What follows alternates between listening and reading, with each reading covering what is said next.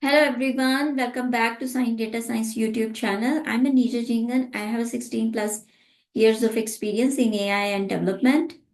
Today I'm going to continue the Python journey with all of you, with all of my data science enthusiasts. So over my last video was on the string data type, like what kind of errors occur when you are practicing using the uh, string data type and how you can fix that. If you did not watch that video, please go back and watch those videos. Okay. So now, the second thing I want to recommend you all, please keep watching my series from the start because as we are moving ahead with the new topics, it is also related to the previous, like the topics as well, because we are using the data types further as well. Okay, like today I'm going to use the conditional statement as well, and I will use a variable declaration. I will use a string data type. If you did not watch those video and you are a beginner in the programming, that maybe it will be difficult for you to understand the today's topic.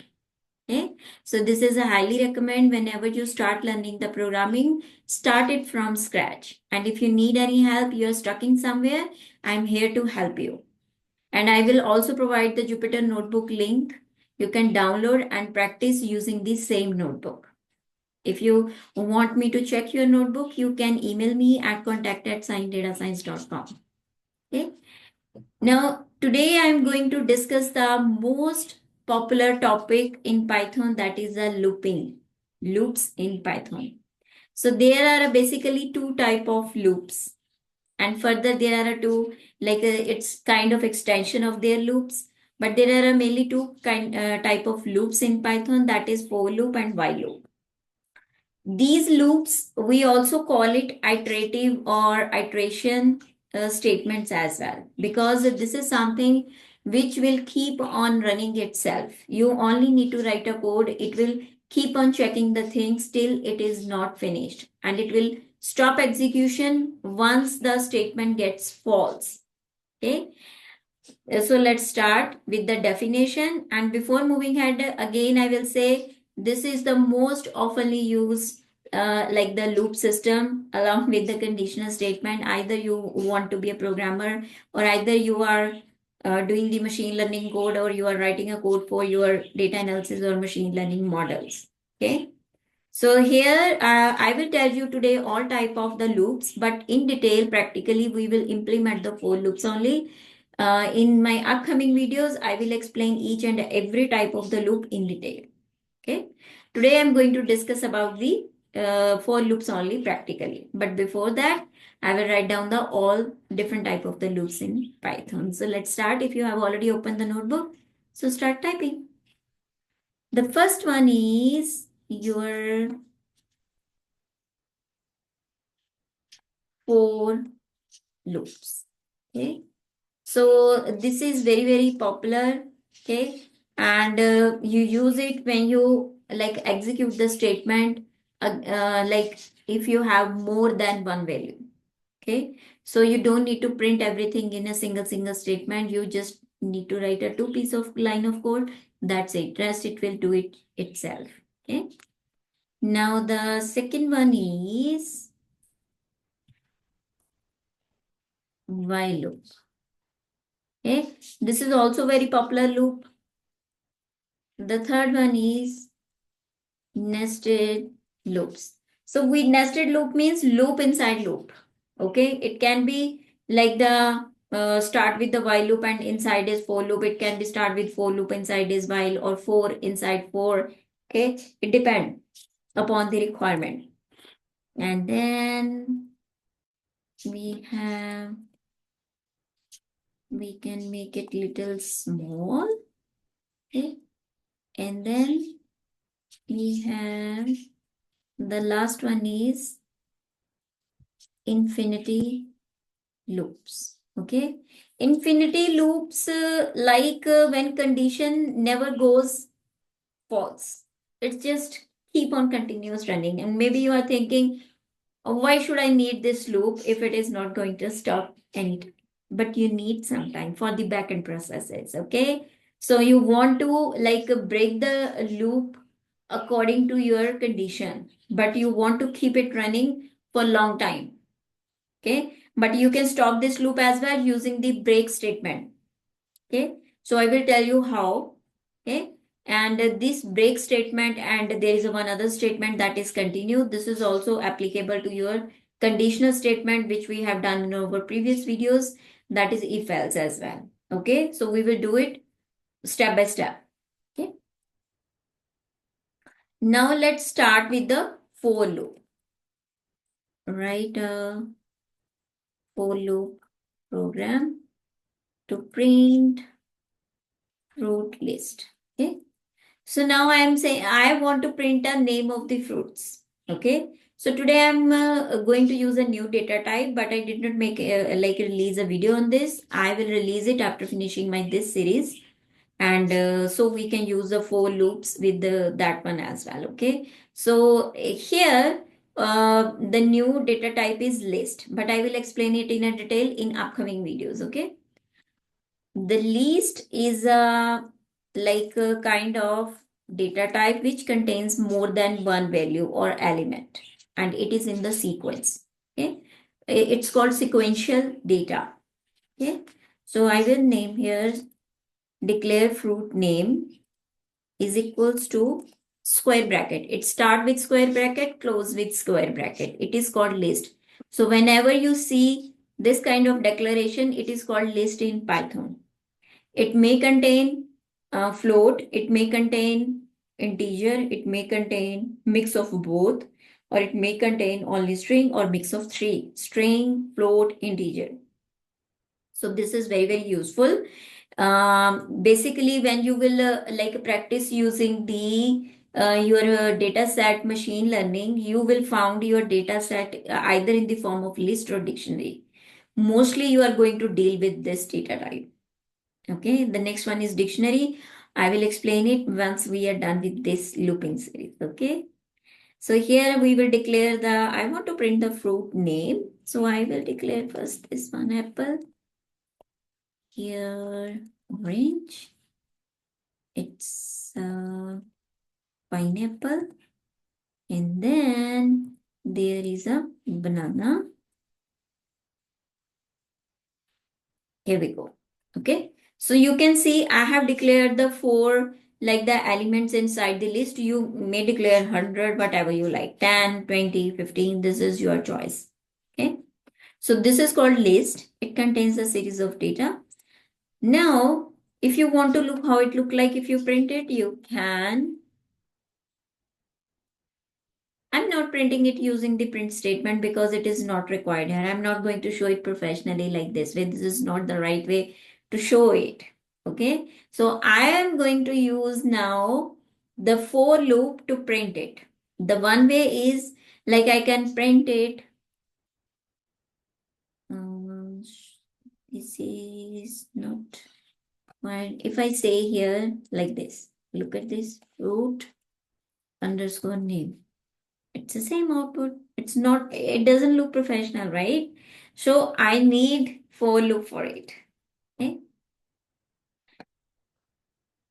For, so before starting it, if someone in an interview asking you what is the general syntax of iterative system, what is the general syntax of like for loop, they may use iterative words. Okay, they may trick you. They don't ask you like directly what is the general syntax of for loop. So don't get confused if someone is saying you, tell me the like general syntax of iterative loops. So iterative loops are both for loop and while loop. You can say yes, there are two type of iterative loops, that is a while and for, and we can declare in this way as I am going to tell you. Okay. So here the general syntax is the for loop. It started with the for keyword, and then you can declare any variable name like item in item list. Instead of list, it can be any other data type.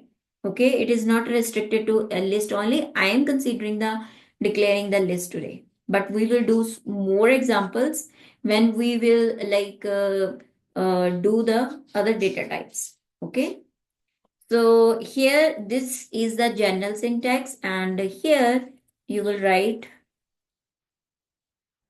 the execute statement here. So this is a general syntax of your for loop. Okay. Now let's write down the practical examples. For I want to print the fruit name, so I am giving the name. I am declaring my variable name fruit underscore name. It can be anything: A, B, C, flower name, animal name, fruit name, grade name, name, first name, last name. It according to your requirement.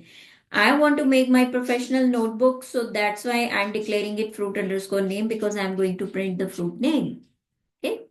So in fruit list. So this is the list I declared above.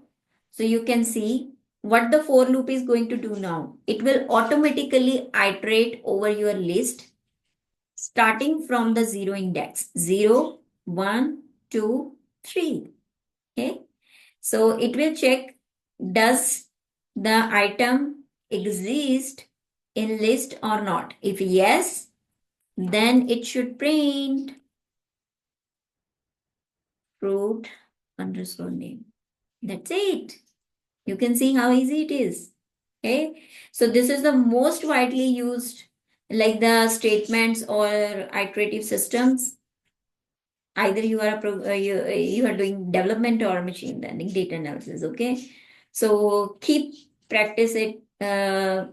Just practice, practice, practice. Okay. This is very important. Student always stuck in this statement due to indentation errors, due to conditional statement. It happens.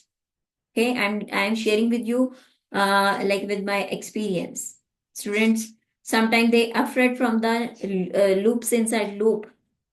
Okay, so practice it as much as you can. Okay, now here I will give you the one homework as well, and I will give you you can either, if you have done any programming language, maybe C or C++, we used to print a triangle with the multiply sign. So you can make a triangle. You can write down your name using for loop. Okay. But your name, maybe you need a nested loop, and you can do that practice after once I am finished with the nested loop. Okay. So here I am printing. You can see what is the difference. Here it is printing professional way. And when you are using the direct statement, it was printing like this way. So you don't need a print statement when you are using the printing the your list, dictionary or other data types. Okay. The other thing is in my previous video, I have also taught the conditional statement. So we can also write the conditional statement inside the for loop. Okay. So we will say here conditional statement inside the for loop. Here we go. So we will say for fruit underscore name in fruit, sorry, list colon if fruit underscore name is equals to apple, then it should print. I'm using format string here. Okay. I love apple. Okay. And then take care of indentation here. Whenever you start with the for loop, never give the always one tab, indentation, then conditional statement. Now I want to write the else part for this one, so I need to write it parallel to this one. I can't write it here. It will throw error. Okay. So you need to take care of indentation in this. Please keep in your mind.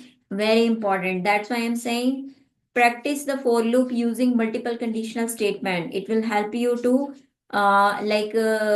or build you like make you strong enough or expert in writing for loop. Okay. Here we will say else print simple fruit name. Okay. So we will print it. You can see. Now, whenever it find the fruit name is equals to apple, then it print the I love apple instead of only printing the name of the fruit. In the rest of the series, it is printing the fruit name. Okay, so you can add more conditional statement if maybe something come up in your mind and you can print those. But look at this. If I don't give the indentation, what will happen? It will throw you this kind of error. Okay, whenever you see this kind of error, this means you did not give the proper indentation in your code. First check out this. Okay, it will saying you else. Okay, so maybe to distract you, you may start thinking I have given the proper indentation under the else. But check out, you did not give the indentation above the else. Okay. So don't get frustrated when the errors are come up. These are your friends. That's why you will become the expert programmer. If you're not facing any program, this means you are not practicing. Okay. So here I will correct it like this. Okay. So you can add the more statement, condition statement in this and practice it. Here you can write down one more program we can do right now. So we have done the string name. We can see I love artificial intelligence. Okay. If I say you, right, in this print this string into one column. Okay. So you can print it like this for I in string name colon print I. Okay. You can see it will print like this way. Okay. And now you can put the condition inside it.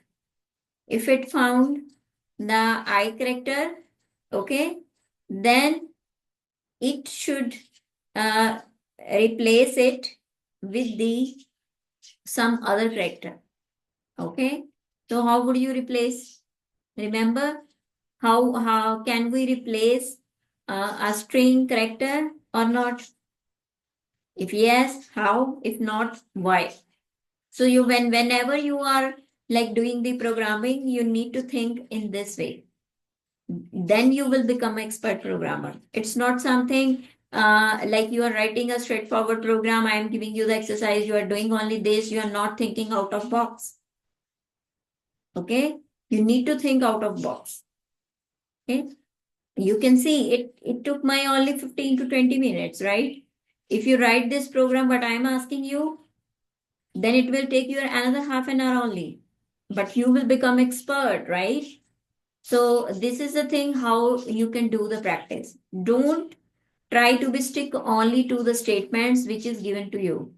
Think out of box always. Okay. So now this was all about over today's lesson. And your homework is you need to write a Python program using a for loop to display the multiplication table for number input by the user. Remember, I taught you like the how you can take the user input using input method in Python. So you need to use it here. You need to count the vowels in this string provided by the user. So your input will be to number one, any integer, and you need to write the table for that integer. For example, if user is entering 5, you need to write the table 5. Now you know the arithmetic operators, you know the input how to take, right? You know the conditional statement, you know the loop. Okay. This is the combination of each and everything. That's why I'm saying you, where if you missed my previous videos, you should watch those videos and continue this journey with us and just finish this homework as well. Okay. So if you stuck somewhere, you can contact me. You can download this notebook when you start doing the practice because I will share the link of the notebook in the description box. Okay. And thank you so much for watching my video. Don't forget to subscribe my channel. See you in the next video. Happy AI learning. Okay. Bye bye.